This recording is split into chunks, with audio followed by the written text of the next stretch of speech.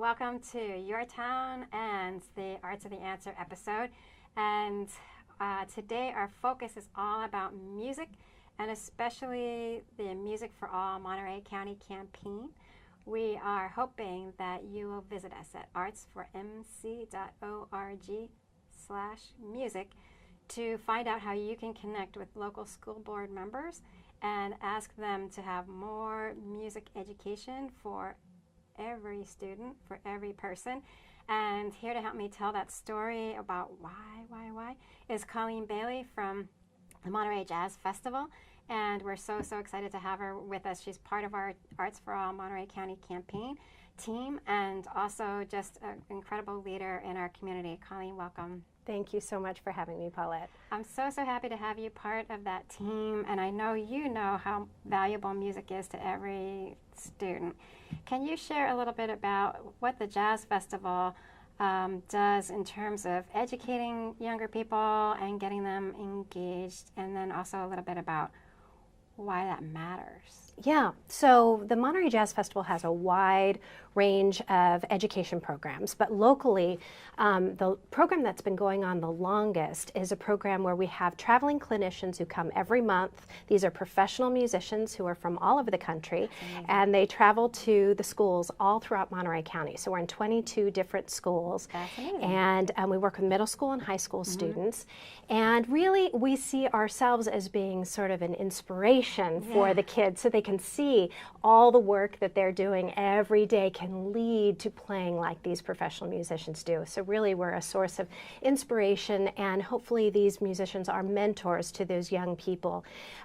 We also have a music lending library. Okay. So we know that so many students in our community can't afford instruments, and so they can come to the Monterey Jazz Festival, and we provide instruments no charge at all for any school, any student who's interested in learning to play an instrument. How do they sign up or find out? How do they say, I need an instrument, and actually Usually through their teachers. Okay. But sometimes a parent will call us and say, you know, I know you have this program. I have a son who's really interested in the trumpet or whatever. And so we have hundreds of instruments, and we put them into the hands at the beginning of the school year to students all across the county.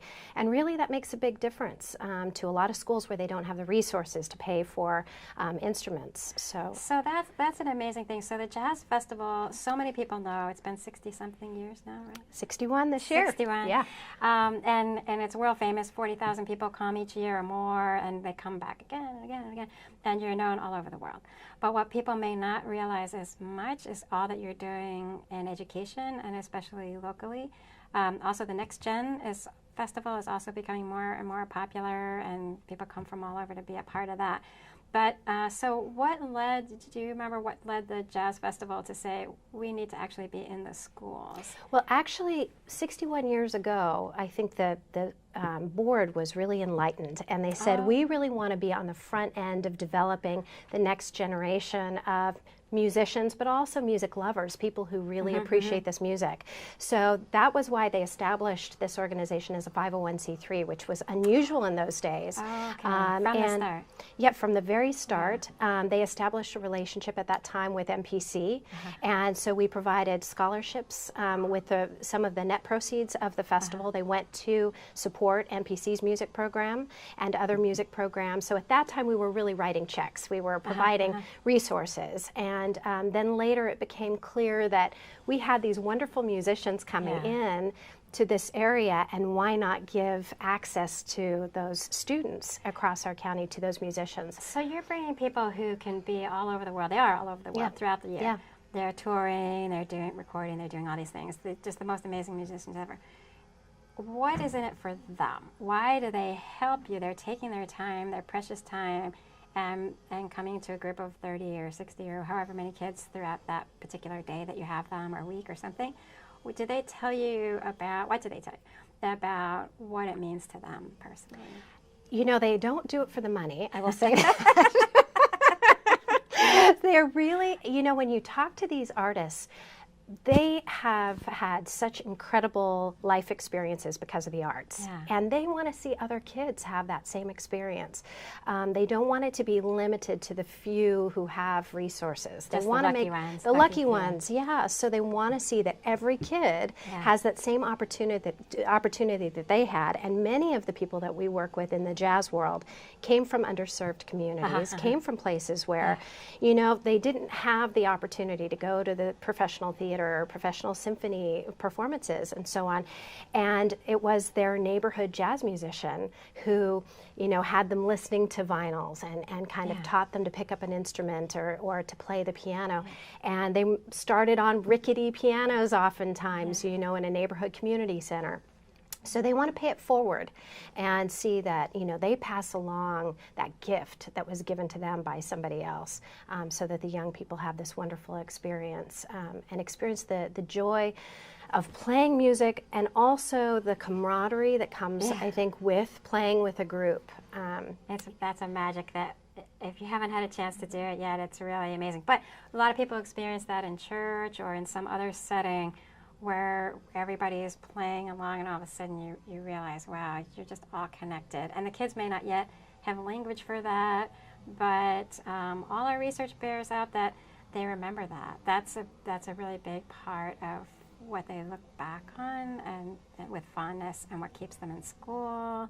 There's so many benefits. That powerful human connection just really can't be, it is so important. I mean, I remember it as a child. I was an only child.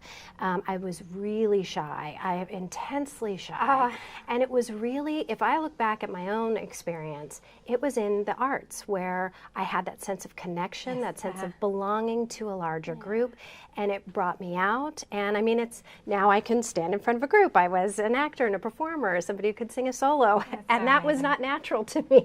But I think it's being part of a group where you're supported in being your own self, and when you're ready, you can come forward. But we were talking earlier about the fact that you can also sit back and be just part of the group, and that's really important too, and learning to listen, appreciate other people. The other thing that I think is the really powerful thing about the arts is it teaches empathy in a way that I think you don't really get as easily in other ways. You know, I always said in the theater, for example, stepping into the shoes of a character unlike yourself who lives in a different time, you know, singing in the voice of a character from a different time teaches you to love that other person, appreciate their life experience. So powerful life experiences that I think the arts teach that are so important to the development of human beings and development of strong communities. So when you go into you have your musicians coming into the schools, can you describe how you get that set up? And then also, so it can be kind of a hassle, right, for the host teachers or the host principals to somehow fit you in and make it work and whatnot. So they too are contributing something. So they must be also getting something out of it. What do they describe as their benefits?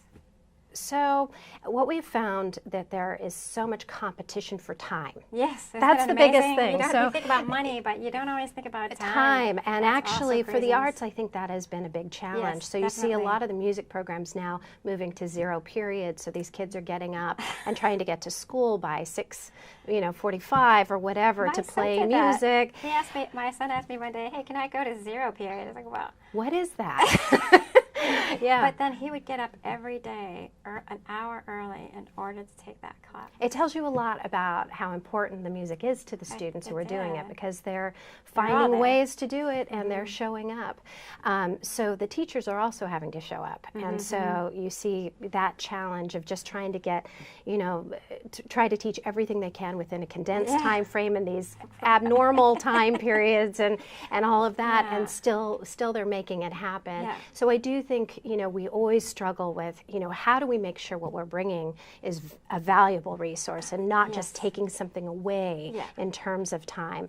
And what we find from the students, and I think what the band directors will say that we work with, is that the students really listen in a different way when they're hearing from a professional who's out in the field. And they do. And most of the time, I think they're just saying, affirming what the teacher is saying anyway. But the kids have fresh ears when they hear it from a different voice. And so it just helps to really affirm, I think, everything that the teacher is trying to say in the classroom. So that's assuming there is a teacher, right? Yes. So that where you go depends that there's some sort of a host music teacher, right? That's been one of the challenges and one of the reasons why I'm personally involved in this program, because what we've seen is that with the decline of music in the schools, that our ability to reach kids from all backgrounds, from all areas of Monterey County has been limited.